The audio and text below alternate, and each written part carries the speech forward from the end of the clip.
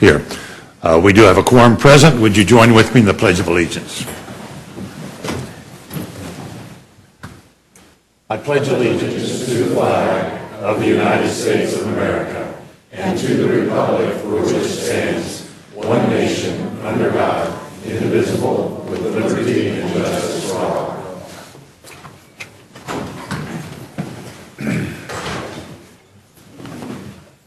For those who are present, if you have a noise-making device, would ask that you turn it off or to the silent mode so as not to interfere with our electronic communications. We do have 3 presentations to make this morning, so we'll do so at this time.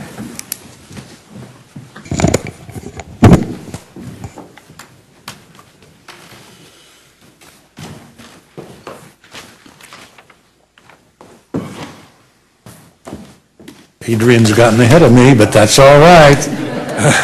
I want to introduce Adrian Baxter, who is with the Johnson County Food Council, and she has a guest with her.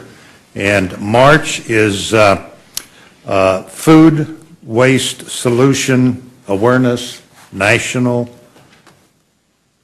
Nutrition Month. I hope I said all of that correctly. So Adrian has some comments to make in regards to that, and we're pleased to recognize the work of the Food Council. And so the microphone is yours. Will you be reading the proclamation, sir? No, I will not read all the proclamation. I'll leave you to make some comments. Okay. And I'll deliver the proclamation to you. All right. Well, households in Johnson County likely throw away 25% of the food and beverages they purchase. But we can transform the default way that food is treated as a disposable. Members of the Johnson County Food Policy Council appreciate your proclamation that builds food waste awareness. The Food Waste Solutions Working Group seeks to determine points in the food system where food is wasted, then strategize waste reduction and track progress. Together we could explore food waste recovery models that reduce the amount of food winding up in Johnson County landfill. There's momentum in the Kansas City region for curbside recycling services of food waste. Is this a direction where you can visualize Johnson County leadership? Later this month during your study session, would you as individuals and as the Board of County Commissioners review potential ways to reduce wasted food and then share your views with the Food Policy Council? You have a special guest with you. Would you introduce? Oh, well, this is Craig Wood. He allowed me to speak, even though he is chair of the Food Solutions Working Group of the Food Policy Council. We work together with the local food development and food insecurity and hunger-free healthcare working groups that we have developed in Food Policy Council. Okay. Any comments you'd like to make? No, thank you. Okay, well, thank you. Thank you for your volunteerism, and I'll give you the proclamation. Adrian, don't go too far. Okay. And you can share that, and we'll have a photo op if you'll Great. stand between us, Okay. if that's okay. Yeah. Sounds good. Yeah, and hold the proclamation up. Yeah, that'll be fine.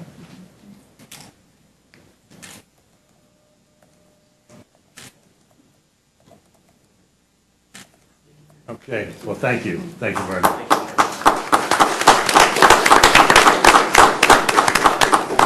I want you to know I did my part last night. I came home and asked what was for dinner, and she said, look in the ice box. There's some leftovers. So every little bit helps, I hope. I'm going to ask Trent Pittman to join me. Trent is the Assistant Director of our Community Preparedness. And March is Severe Weather Awareness Month. And I'm reminded yesterday it was like spring training. Yeah. And then today we're back down to freezing or below. And March is certainly where a lot of our weather changes occur. And so weather awareness and safety opportunities to monitor weather are important, and thank you for the work you do in putting all that information together. So, Trent, I'll present this proclamation to you, and I'm sure you have some comments you'd like to make. Thank you. I'd like to thank the chairman and the board for their continued support of Severe Weather Awareness Week this year, and just remind everyone that 2017 was a very busy year for severe weather in Johnson County. We had 85-mile-an-hour winds at the Executive Airport on March 6th, and also March 6th last year, there was a EF0 tornado that impacted a neighborhood in Leawood. In addition to those main events, we also had baseball-sized hail that fell in numerous locations across Johnson County. We had an 80-mile-an-hour wind event that went all the way from DeSoto to Mission, and we had 2 record-breaking flood events in 1 year that ended up in the first presidentially declared disaster in Johnson County since the ice storms in 2002. So as we transition into spring, we'd like to encourage everyone to become better prepared for severe weather by getting connected, making a plan, and gathering supplies. Getting connected is important because following a major event like a tornado, a flood, or a wind event, the first people that you'll see will most likely be your neighbors or your existing community connections. So getting to know your neighbors, or simple things as utilizing any clubs or any groups you're in as your connections to rely on them, it's a great resource to have. Also, making a plan can be as simple as memorizing phone numbers. It can be as simple as deciding upon a meeting place to meet friends and family if you become separated during an event. And finally, gathering supplies. Gathering supplies is very important, and there are numerous ways you can do it. You don't have to have an emergency preparedness kit tucked away underneath your stairs, although if you do, that's great.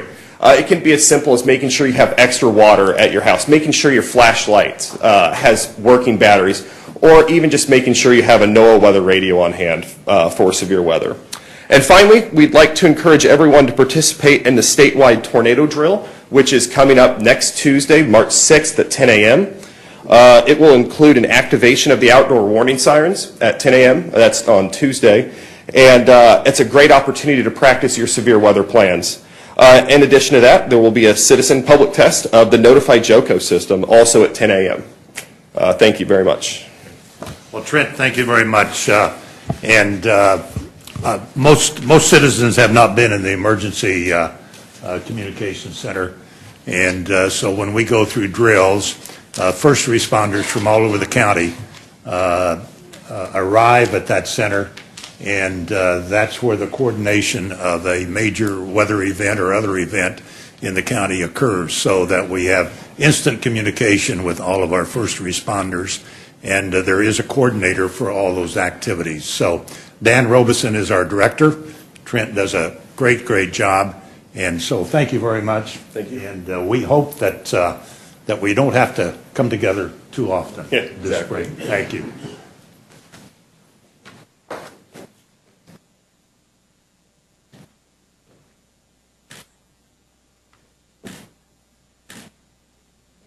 Thank you.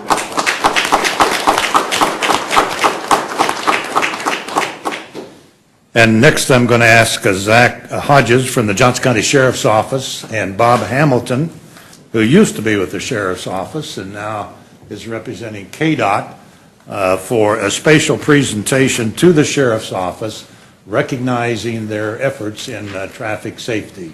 So, Bob, I'll let you make comments. Thank you. Like Mr. Eilert said, excuse me, I think that winter weather's catching up with me this morning. With AAA Insurance, we pick out law enforcement agencies across the state that we feel are deserving for the Traffic Safety Award. There's 4 of the law enforcement liaisons. I have the northeast corner of the state. In Johnson County, Sheriff's Office is one of 11 agencies or sheriff's offices that's receiving this award this year. We're given a total of 42 out across the state.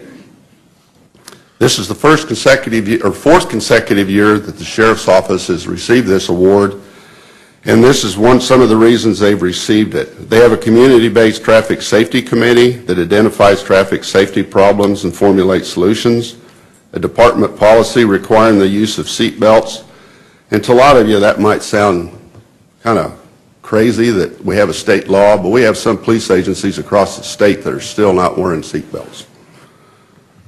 Collaborating with highly successful Kansas teen seatbelt usage program called the SAFE program, and we currently have that in Spring Hill and the DeSoto high schools, as well as the Blue Valley high schools picked it up this year, and I believe Shawnee Mission and Olathe is going to pick it up for this next year. In education, they earn points for DUI awareness classes, driver education classes at several of the schools, DUI impact panel, mock DUI fatality crashes at the Spring Hill High School, as well as talking about railroad safety. Also for 5 DUI check lanes, 6 saturation patrols, aggressive driving, and DUI enforcement. And to go back a little bit to the SAFE program, this week and next week they'll be doing a 2-week enforcement around the high schools to find people that are not wearing their seat belts. And I talked to some of the agencies yesterday, and surprisingly, who do you think the ones are not wearing seat belts? It's the parents. It's not the kids. They're receiving a bronze award this year. Hopefully next year we can get them up to the next level. But to show you how good Johnson County does on seat belts, adult seat belt use has risen from 86% in 2012 to 96% in 2016. That's a very good jump. Teen seat belt use, who is our highest group of people wearing seat belts, has risen to 97%, and child restraint use has risen to 98%. In between 2015 and 16, they helped speed-related crashes fall, but as we all know, last year our fatalities went through the roof, and we're on a record pace again this year to lose more people than next year. So I hope when you're out there, folks, obey the speed limit and please wear your seat belts. So at this time, I'd like to thank the county commissioners for their support of the sheriff's office, and I'd like to present the sheriff's office with the bronze award for AAA safety. Congratulations. Congratulations to the sheriff's office. You want to say anything? I'm coming in. Okay, all right. But thank you Well, very we'll much. do the photo op. Bob, you can get on one side and I get on the other.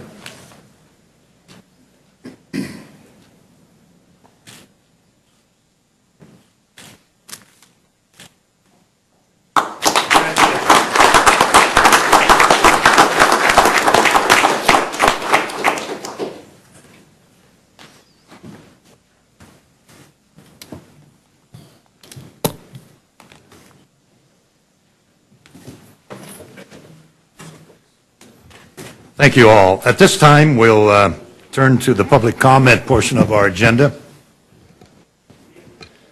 If there's anyone present who would like to address the commission on an item which does not later appear on the agenda, would invite you to the podium, the microphone, state your name and address, limit your comments to 5 minutes, and we'll be glad to receive that information. Mr. Raby. Good morning, Tom Raby, 17513 West 113th Street in Olathe. And I'm going to leave off my zip code. For heaven's sake, you could look that up. I think we know where you're at. But for those of you who are not anywhere near as old as the chairman and myself, we're not too far from the same age. An ice box is what we used to put our perishables in before we had refrigerators. And the Iceman did come. He did. To every house, Yeah. yes. Yeah, somebody later on wrote a novel about the Iceman cometh, but I think they were mixing biblical verbs with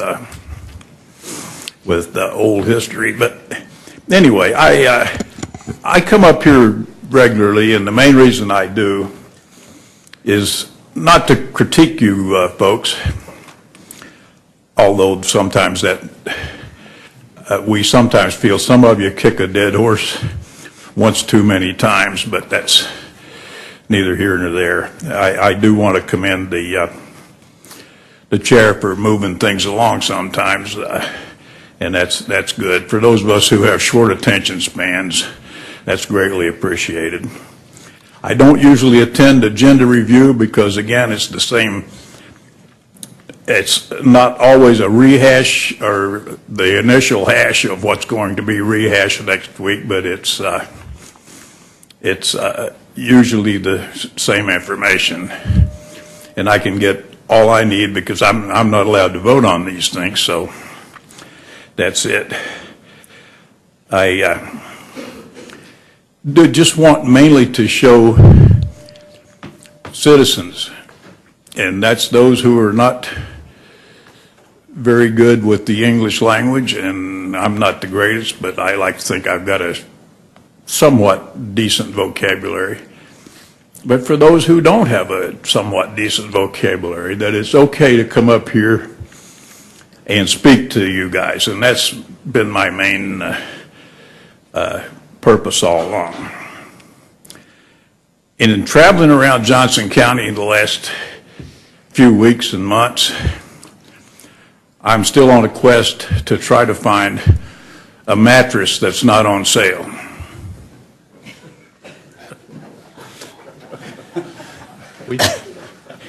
We just had President's Day. And I'll leave you with this, and if you know that they're not making yardsticks any longer. Thank you. All right. Thank you, Mr. Raby. Is there anyone else? Vince Workowicz, 15445 South Moonlight Road, Olathe, Kansas. I'll be very brief. I wasn't going to say anything about seat belts, but I ought to give you a little history of myself. I started sheriff's office in '73, did not wear my seat belt in a patrol car, and the commission put out a memo that said if you were involved in an accident and didn't have your seat belt on, you wouldn't be covered by workman's comp. And from that day forward, I've always worn a seat belt. Just a little idea. But the reason I wanted to speak very briefly is about one of our retired judges is being buried tomorrow, Bob Jones, Robert Jones, excellent judge. And it's one of the things I think most citizens in Johnson County take for granted is that we have good judges, and we do because we have a good nominating committee, which I see 2 people being nominated on the consent agenda for that very thing. When I first hired on, we were electing judges. Judge Earl Jones told me in one of my many conversations with him how, not corrupt, but how inappropriate that process was, and we're really lucky that we've gone the step of appointing judges from a list that the committee has come across. And I've testified in jurisdictions all over the United States, in federal, state, and city courts, and I can guarantee you that some of the judges in the counties that neighbor us don't even begin to compare to the level of judges that we have. They're fair, they're honest. We have had a little corruption in the past, but between the judges and law enforcement, we've been pretty good at weeding those things out before they become an issue that became very public. So that's all I had to say. Just something about Bob Jones. He's a really good guy, and hate to see him go. Thank you. Thank you very much. I was unaware of his passing, but yes, Bob Jones was one of the outstanding judges, not only at the district court level, but also at the municipal level. He had a distinguished career. Thank you for noting that. Yes, Charlotte, did you have?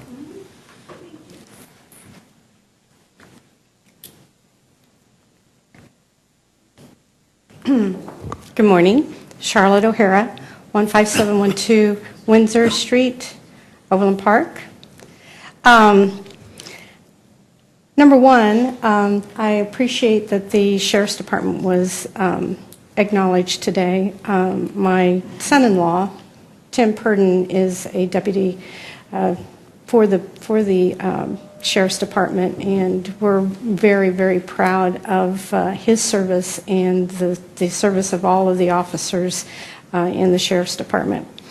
The reason I came up here today is the annual issue of reappraisal. And as you know, I ran for mayor of Overland Park, and I knocked on 3,000 doors. And last year, as the reappraisal notices came out, it's really, really, really difficult for people to absorb these costs, and it is a huge issue, especially people on fixed incomes. A lot of people that are in their 80s and 90s, all they want to do is age in place, and these draconian increases that we're seeing on these property taxes are forcing them out of their homes. And it's something that we all as a community have got to get a handle on it. The other issue is that it is impacting small businesses dramatically. Example is that a building that I own increased 61% this year, 61%. And the methodology that was used to attain that valuation was on the cap rate. And the numbers are startling. They went from an assumption that the rate on the leases went from $5.20 a square foot to $7.50 a square foot. And then on the expenses, they arbitrarily say that the expenses are 60 cents a square foot. Well, the taxes are double that. Double. And anyone that has any experience in appraisals know that you have to take all of your expenses and deduct. And so with the increase of the taxes on real estate taxes alone, we're going from $1.07 a square foot to $1.77 a square foot. And so you are asking me as a landlord to go to my small businesses and say, you are looking at a huge, huge rate of tax increase. And I don't think people that are not in business understand how this impacts. This means that these small businesses can't give their employees a raise. And these are small businesses that some of these people are probably making $12 to $14 an hour. And you are taking this money from the small businesses and you're putting it in the pocket of the government. So basically this is putting me in a position that I am working to pay taxes instead of working for people to increase their income. I mean, this is a huge issue. And I don't think that it has actually really impacted you personally, because if it had, you would be on the front lines demanding that we change this. And there are methodologies out there that we could save money, we can make it far more fair, and we wouldn't be looking at these draconian increases on an annual basis. We need to put the onus back on the governmental agencies. If you need more money, if the school districts need more money, if the cities need more money, raise the mill levy. Don't put this back on the appraiser's office. But I will tell you that there is definitely huge issues with the methodology. And I asked for documentation on the methodology, on the expense part. This is incredible. It's not available. It's coming, but it's not available. They've already used this methodology to come up with these valuations, but the documentation of that methodology is not available to me, the taxpayer. And that's problematic. It's extremely problematic. Again, the other thing is that they arbitrarily increase, these are 40-year-old buildings. They increase them from C status to C plus status, and that again increases your taxes. And they haven't changed. There's nothing different about these buildings. Again, it's an arbitrary decision to increase taxes. So I would be glad to visit with you guys on a personal level to walk through this. I have a lot of expertise in this area. But the bottom line is that our property tax reappraisal system is broken. And when you are increasing taxes on people, 15% increase on the residential side, which is the average in Prairie Village, you are pricing people out of their homes. And this is very, very, very serious. But thank you for your time. Okay, thank you. Is there anyone else?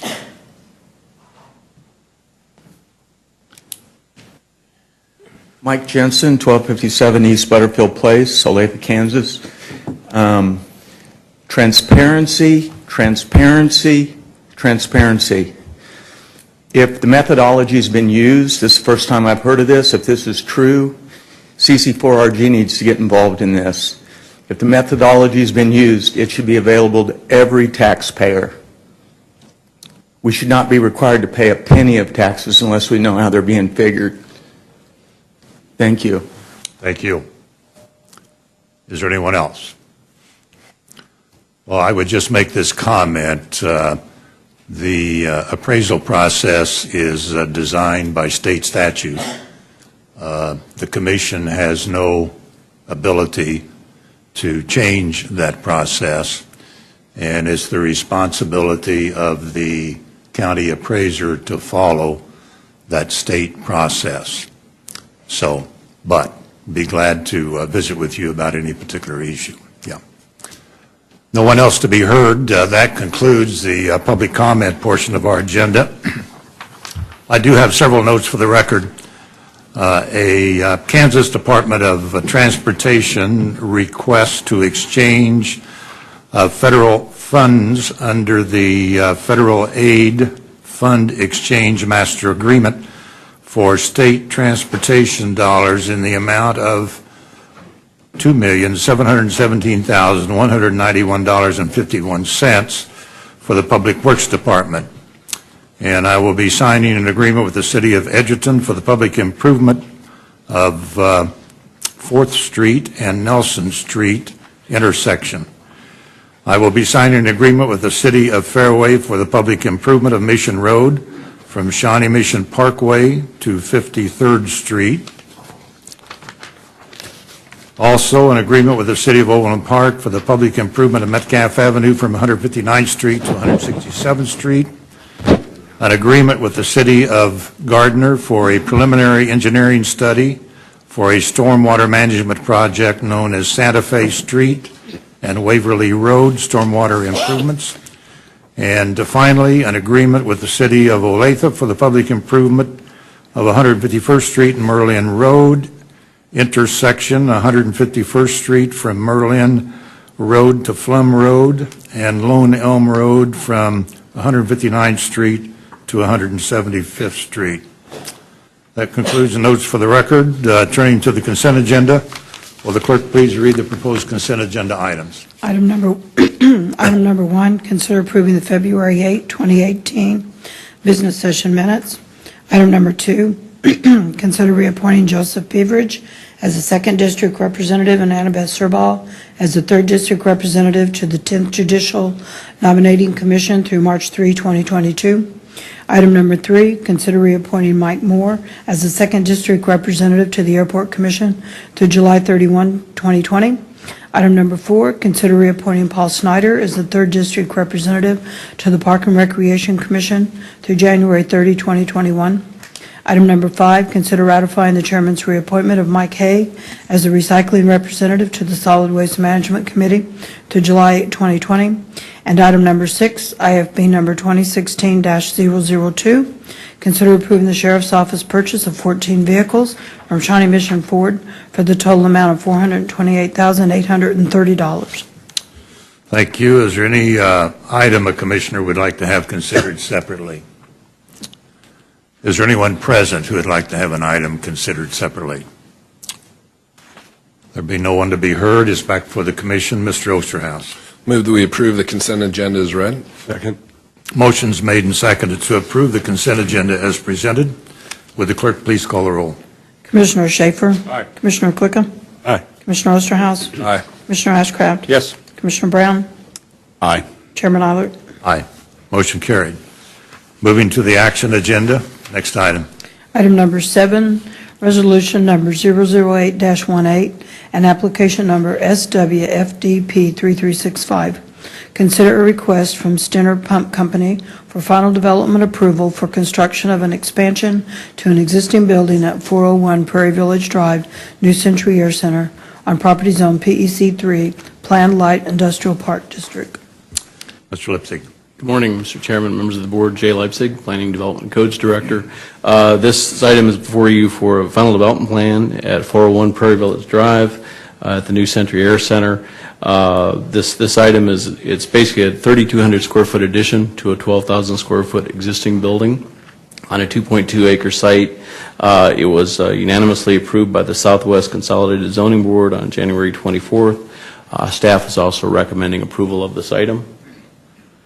And gives a little better view of the graphic or the addition. And the construction materials are consistent with the existing building. With that, I stand for any questions you might have. Questions of staff? Okay. Is the applicant present? If so, are there any comments? Okay, so noted. Is there anyone who would like to address the commission on this item? Being no one to be heard, it's back before the commission. A motion is in order. Mr. Brown? I'm going to pass on that, Chairman. Do I hear a motion? Mr. Klicka? I move to adopt resolution number 008-18 approving a final development plan for the construction of an expansion to the existing building at 401 Prairie Village Drive, New Century Air Center, for the reasons and subject to the stipulations set forth within the resolution. Motion has been made and seconded to approve the resolution and the application as noted. Any questions or comments? There being none, clerk, please call the roll. Commissioner Schaefer? Aye. Commissioner Klicka? Aye. Commissioner Osterhaus? Aye. Commissioner Ashcraft? Yes. Commissioner Brown? Aye. And Chairman Eilert. Aye. Motion carried. Next item. Item number 8, resolution number 009-18, and application number SWCU 3363. Consider a request from Mark and Kimberly Myers, applicants and landowners, for a conditional use permit to construct an accessory building, a detached garage, in the front yard on property located at 15535 Lake Road, 4th Street. Jay. Good morning, Mr. Chairman, members of the board. Jay Leipzig, Planning Development Codes Director. This item is brought before you, the approval of a conditional use permit at 15535 Lake Road, 4th Street, in the Gardner Lake area. This item was presented before the Southwest Consolidated Zoning Board on January 24th. It was unanimously approved. Staff is also recommending approval. This item, there was a previous action on this for the Board of Zoning Adjustment on October the 18th to construct a 576 square foot accessory dwelling unit garage in the front of the home. And there's a graphic that we showed last time. Staff is also working on developing additional subdivision guidelines in this area. This because of a lake type environment where most of the homes do have garages in the front rather in the rear, and so we're addressing that issue long term. But we looked at the previous zoning cases, and this is consistent with other actions that have been done over the years. And this comes recommended both by the zoning board and the staff, is that right? That is correct. Okay. Questions? Mr. Ashcraft. Thank you, Mr. Chairman. Mr. Levick, the definition of front is based on the road access. Is that how you determine what front is? Yes. Okay, thank you. Any other questions? If the applicant's present, any comments you'd like to make? Okay, so noted. Anyone else? All right, it's back before the commission. Mr. Brown. Thank you, Chairman. I move to adopt resolution number 009-18 approving a conditional use permit to construct a detached garage in the front yard at 15535 Lake Road, 4th Street, for the reasons and subject to the stipulation set forth within the resolution. Second. Motion's made and seconded to approve the resolution and the application as stated. Any further comments or questions? Clerk, please call the roll. Commissioner Schaefer? Aye. Commissioner Klicka? Aye. Commissioner Osterhaus? Aye. Commissioner Ashcraft? Yes. Commissioner Brown? Aye. Chairman Eilert. Aye. Motion carried. Next item. Item number 9, application number NWPPFP 3368. Consider a request from C.J. Garrett applicant and John M. Lee and Tuit Von Wynn landowners for a preliminary and final plat for 2 residential lots to be known as Kill Creek Ridge on approximately 26 acres located at the southwest corner of Kill Creek Road and 103rd Street, zoned RUR Rural District. Jay? Morning, Mr. Chairman, members of the board. Jay Leipzig, Planning Development Codes Director. This item is approval of a preliminary and final plat at the southwest corner of Kill Creek Road and 103rd Street. It was presented for the Northwest Consolidated Zoning Board on January 22nd. It was unanimously approved at that meeting. Staff is also recommending approval of this item. It's a 26-acre parcel with Lot 1 being about 15.4 acres and Lot 2 being 9.52 acres. As I said, it was approved with conditions, and that gives you a better view of the plat. 103rd Street will be improved, as well as a water line extension along 103rd Street as well. And then, of course, a description of the plat. With that, I would be happy to answer any questions you might have. Okay, questions? All right, thank you, Jay. Does the applicant wish to make any comments if they're present? Okay. Anyone else? All right, no one else to be heard is back for the commission. The motion, Mr. Brown. Thank you, Chairman. I move to approve a preliminary and final plat to be known as Kill Creek Ridge for 2 residential lots on approximately 26 acres located at the southwest corner of Kill Creek Road and 103rd Street for the reasons and subject to the stipulations recommended by the Zoning Board. Second. Motion is made and seconded to approve the application. As noted, are there any further questions? Clerk, please call the roll. Commissioner Schaefer? Aye. Commissioner Klicka? Aye. Commissioner Osterhaus? Aye. Commissioner Ashcraft? Yes. Commissioner Brown? Aye. Chairman Eilert? Aye. Motion carried. Next item.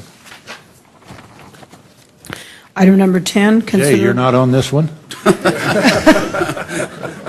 right. From the fixture.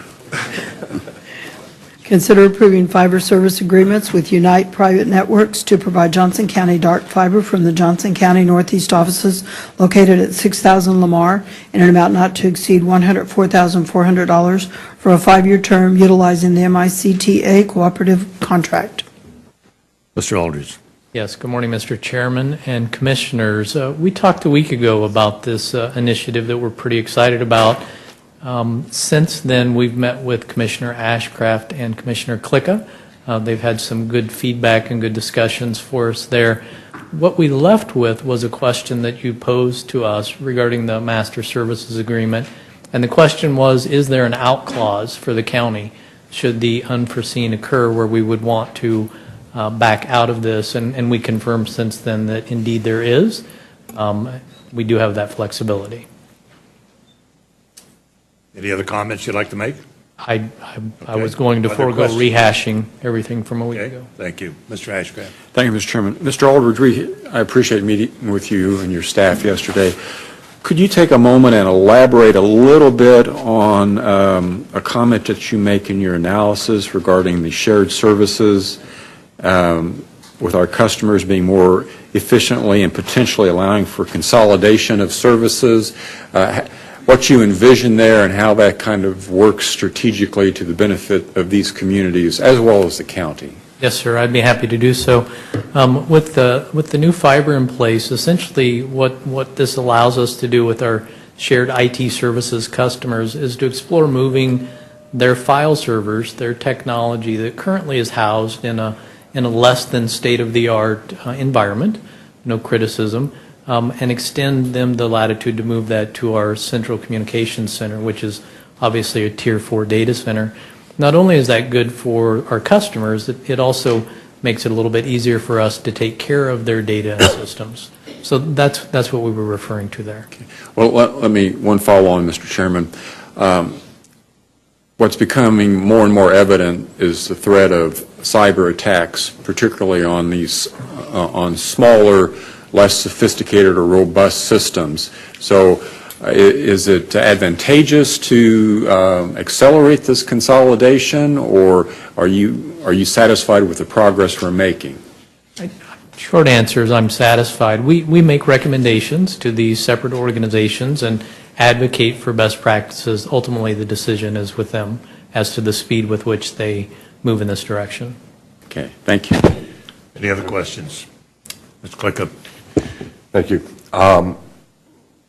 Michael, I appreciate you and your folks visiting with me on this, and the concern I raised with you all through this process was, and requesting knowledge on whether or not there was an escape clause, is that recognize that technology is an ever-changing issue. I hate to see us locked in and not being able to adapt and adjust to changing times. And by having a long-term contract, sometimes that tends to tie our hands to adjust and adapt. And so I appreciate the answer that you've got with that. I also want to compliment the staff. This is part of one of the strategic goals of the board, and that involves partnerships. And this is a true example of the partnerships, and probably no better way than trying to work through some of the technology issues, which have been a challenge to us, by working with our partners throughout the community, whether it's schools and municipalities and other entities. So my compliment is, I do compliment staff for those efforts. Mr. Chairman, when you're ready, I'd be happy to make a motion. Okay. Any other questions? Is there anyone present who would like to address the commission on this item? All right, there's being no one to be heard. Mr. Klicka? I move to approve a contract with Unite Private Network to provide Johnson County dark fiber from the Johnson County North End to East offices at 6,000 Lamar, in an amount not to exceed $104,400 for a 5-year term, utilizing the MICTA cooperative contract. Second. Motion's made and seconded to approve the contract in regards to the fiber service agreements as noted. Any other questions? Clerk, please call the roll. Commissioner Schaefer? Aye. Commissioner Klicka? Aye. Commissioner Osterhaus? Aye. Commissioner Ashcraft? Yes. Commissioner Brown? Aye. Chairman Eilert? Aye. Motion carried. Are there any other items? No, sir. All right, moving to reports and communications, Ms. Postoke Ferguson. Chairman and Commissioners, you have two items. One's an IRB and one's an Economic Development Revenue Bond. Last week you asked us for a summary of the various types of incentives, kind of a cheat sheet of what the role of the board is with those various types. We're still working on that, but for these two, there is no role in the IRB or Economic Revenue Bond, other than these are sent to you to be informed, and also then it gives us a chance to inform others by highlighting them here. So that is coming. Hopefully by next week we should have that to you on the rest of those types in more detail. So for the first one, the City Council of the City of Olathe will conduct a public hearing on Tuesday, March 6, 2018 at 7 p.m. in regard to the proposed issuance by the city for its industrial revenue bonds, or IRB, an approximate principal amount of $53,925,000 for 303 units, and amenities to be located at the northwest corner of Black Bob and Indian Creek Parkway in Olathe. And a copy of the notice and the cost-benefit analysis are attached. The City of Overland Park will conduct a public hearing on Monday, March 5th, 2018 at 7:30 p.m. for economic development revenue bonds in the amount not to exceed $31,625,000.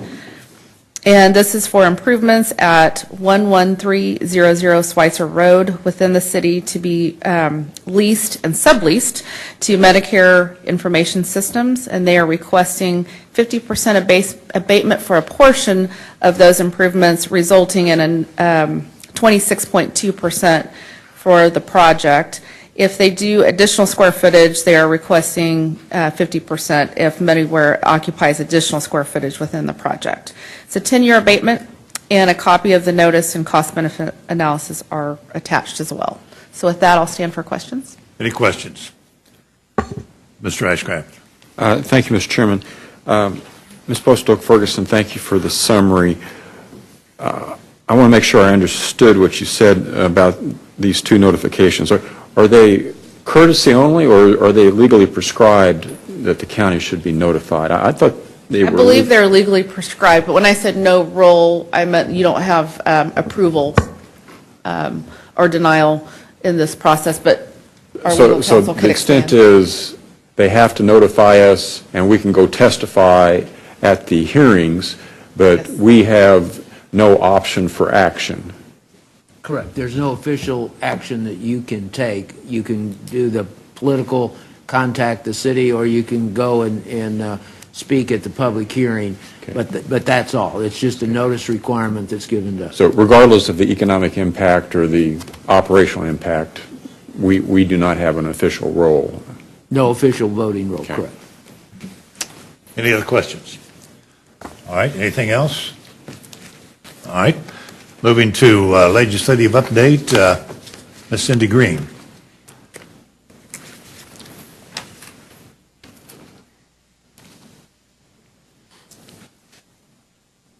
Good morning, Chairman and Commissioners. Cindy Green with the County Manager's Office.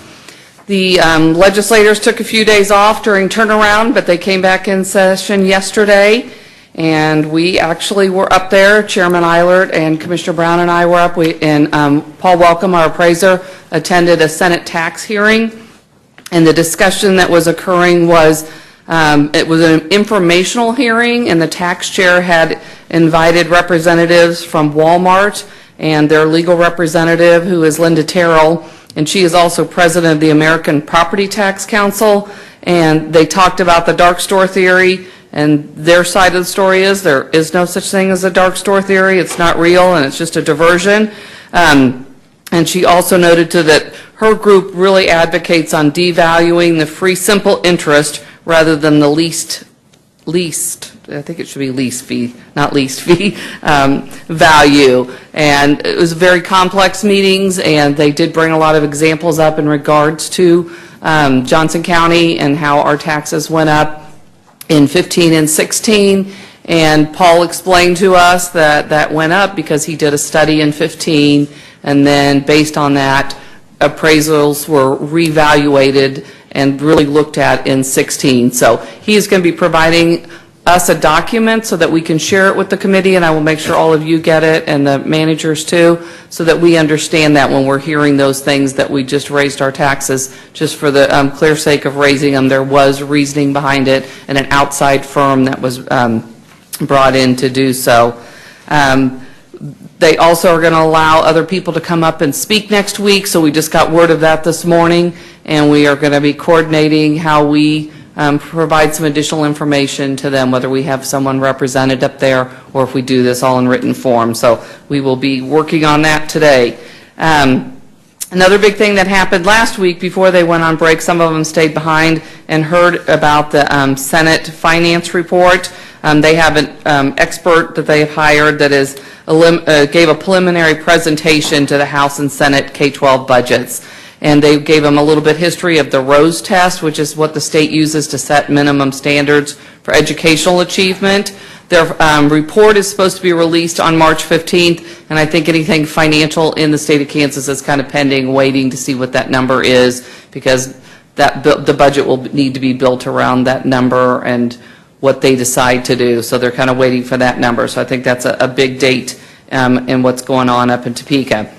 Some other things that were happening. Yesterday, while we were at Senate Tax Committee, Senator Julia Lynn introduced a financial reform bill for STAR bonds. I just looked online right before I came up here, and that bill's still not been released, so we have no details of what those reforms are, but we will be watching for that. House Tax had a committee hearing on House Bill 2755, and this is a property tax lit exception for cities and counties that assume duties of abolished entities. So the example that is being used is Pratt is coming out, the city of Pratt, they're trying to dissolve their airport authority and have it just fall under their regular commissioners and their budget process, but because then it would put them up against the tax lid, they wouldn't be able to do any of the spending that's done. So this would be an exemption that would allow counties or cities to do that. If there's another entity and they merge into yours, that you can take their taxing authority and such. So that will be an interesting one to watch. Today in House Tax, there is a hearing on House Bill 2756, and this is in regards to remote sales tax, which we have been supportive of because this would allow more tax collection of a tax that's already authorized, but for us to receive those funds when people are buying things remotely.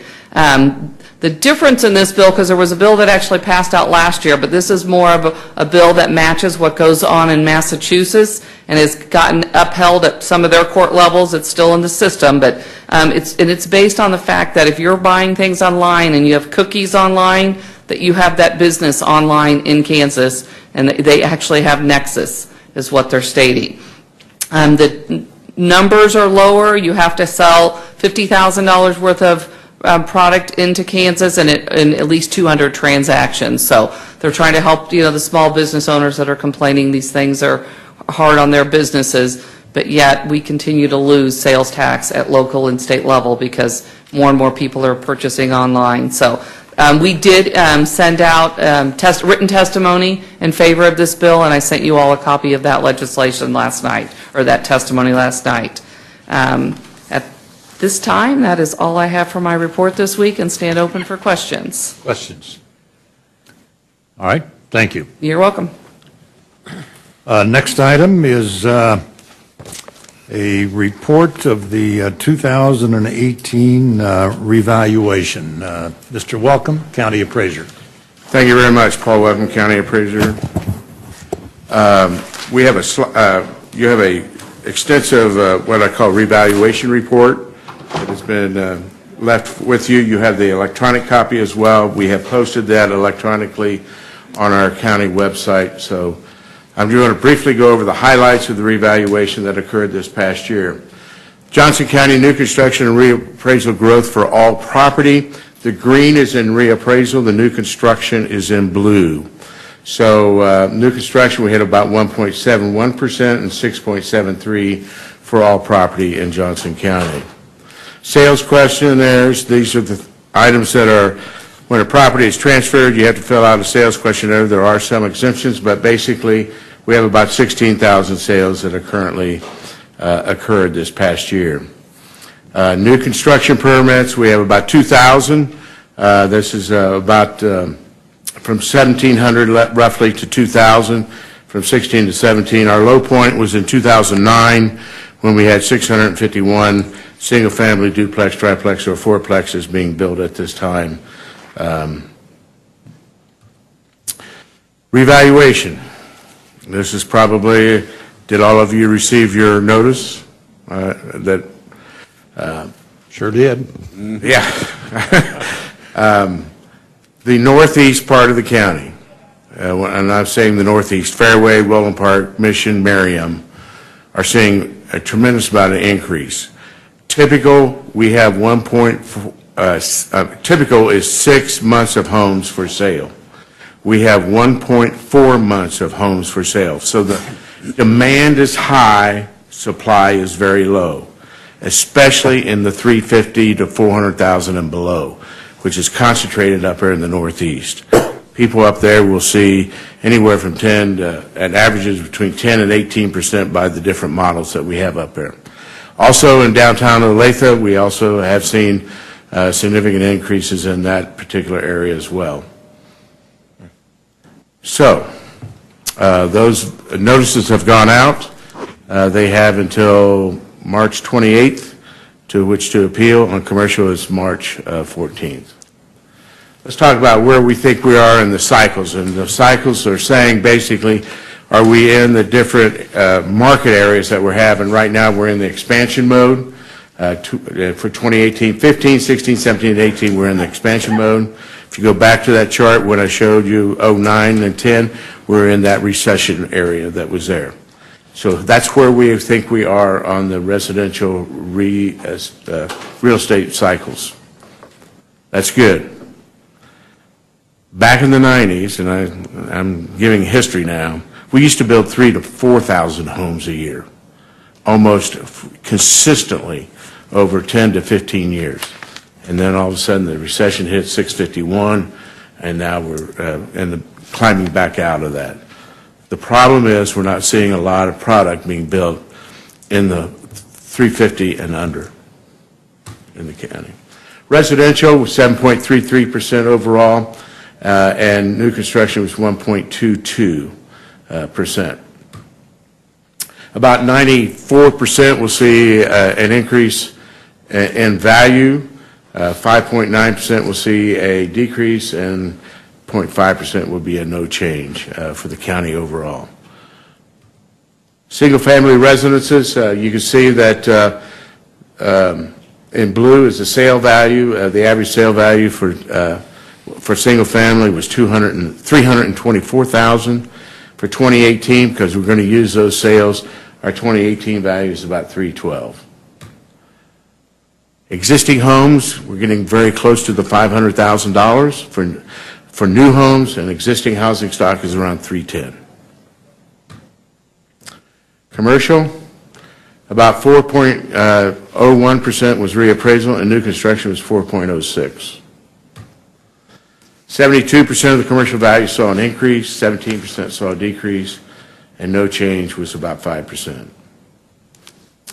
Retail, we feel like we're starting in the expansion mode a little bit. If you look here, the retail construction in 2016, we had about $855,000. 13 was $1.5 million. Most of that was probably going to be IKEA that was being built in that particular time period. Office, again, we're at the beginning starts of maybe seeing some expansion. We have 580,000 square foot that was built, 517. If you go back to the low year of 2011, we had 66,000 square feet being built. So our office market is industrial. What can I say? 4.4 million square feet. Tremendous amount of growth. The intermodal, big driver of that. You can look back in 2010, 2011, we built 80 or 90 or 100,000 square feet. Now we're building 15, 16, 17 is almost all intermodal. Most of it is in the intermodal. Next year we'll actually split that out, what was intermodal and non-intermodal. Apartments, what can I say? We did about 1,219. We have about 8,000 in the pipeline. I could send a detail by city what we have as far as apartments and being proposed and being planned and being built and the phases that they're in.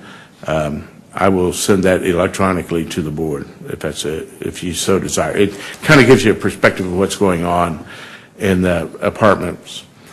The demand for housing, someone asked me, Siri, I think, is saying about 7,000 to 8,000 homes are being built a year. 7,000 to 8,000 people are moving into our Johnson County. If the average family size is 2.5, cutting the baby in half, but if you say 2.5, that tells you about how many demand there is for housing units. Apartments in 2,000 is going to absorb some of that.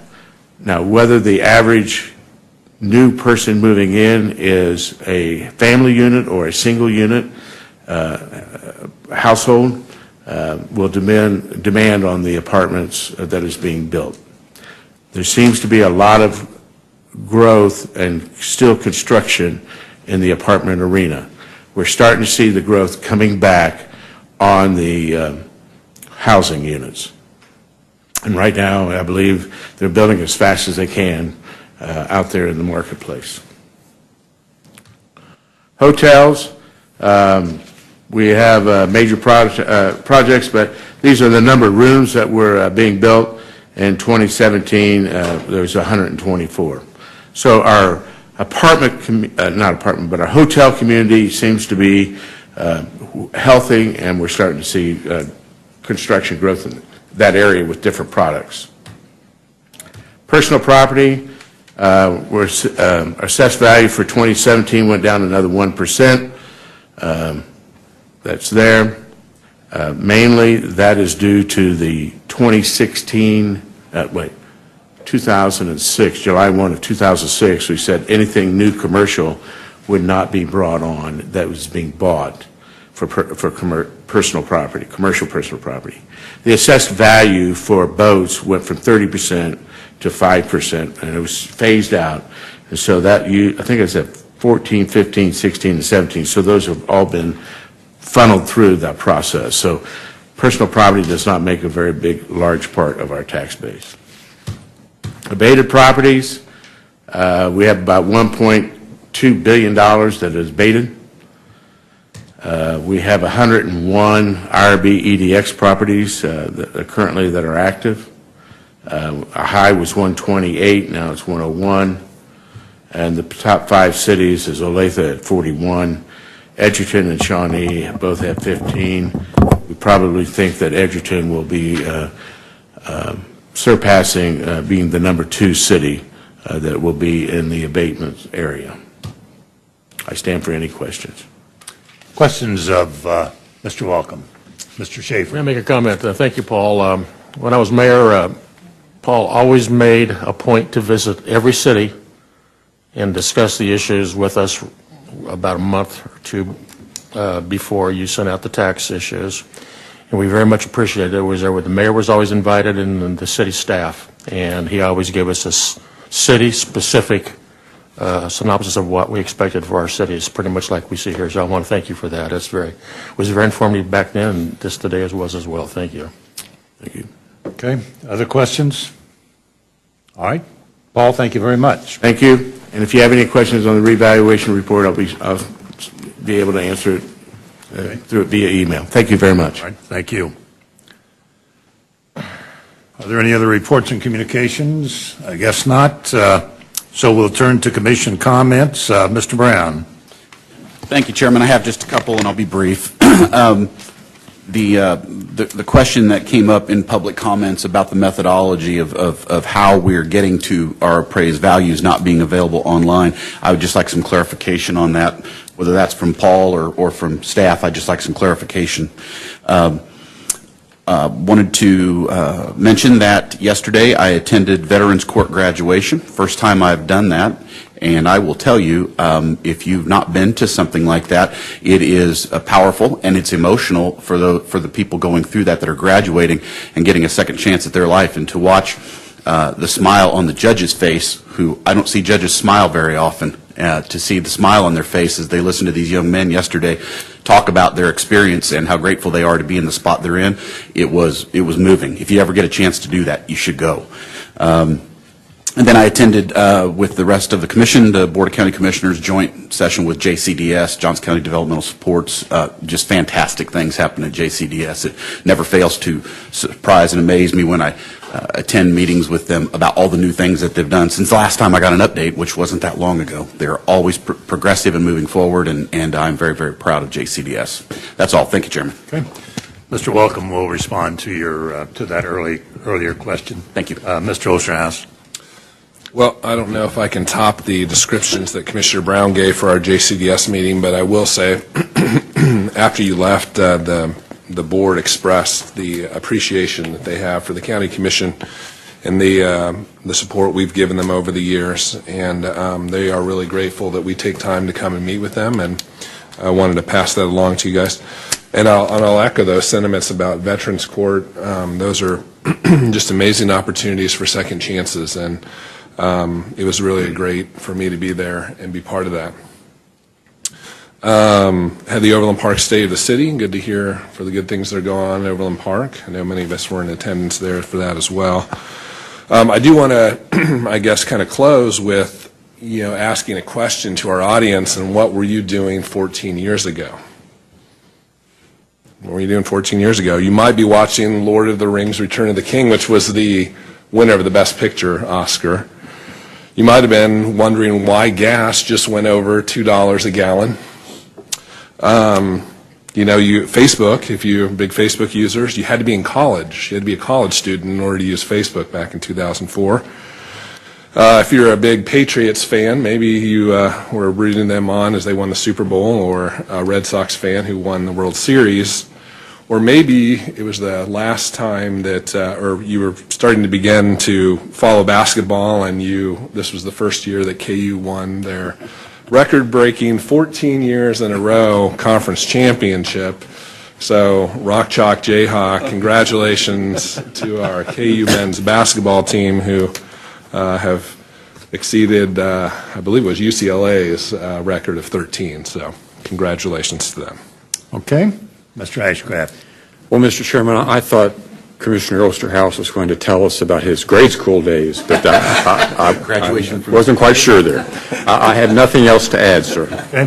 Mr. Klicka. Nothing else. Mr. Schaefer.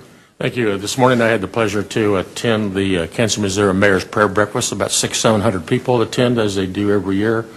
This, I understand, I believe was the 57th year in a row. And I think I've been involved with them as a mayor for 16, and I've been the last 20 years probably. So it's a great event always. And in 1 hour, I'm going to be at the Boy Scout lunch as well, commemorating the Boy Scouts of America and Heart of America Council here. So it's been a good day for us. Okay, thank you very much. Just a couple of notes. Most of us will be leaving in the next couple of days for the National Association of Counties meeting, legislative session in Washington, D.C. And so safe travels to everyone in that regard. While Mr. Brown and I were in Topeka yesterday, I did have a chance to speak to our legislative delegation about the issues that were information was provided in the Senate Tax Committee in regards to the hypothetical appraisals that are being pursued. With that, we do not have an executive session request today. So, but before we adjourn, I have an appointment in about 45 minutes. And as the remaining senior member of the commission, Mr. Osterhaus will officiate the agenda review. So be kind. That's just for anyone's information, Mr. Allen, who is the vice chair, is gone today, obviously. So it goes to the next senior, and Mr. Osterhaus and Mr. Ashcraft were here at the same time, but he's in District 4 and Michael's in District 5. So And he was in grade school 14 years ago, and I wasn't. So the Oscar goes to District 4. And with that, we are adjourned. Thank you all very much. Thank you, Mr. Chair.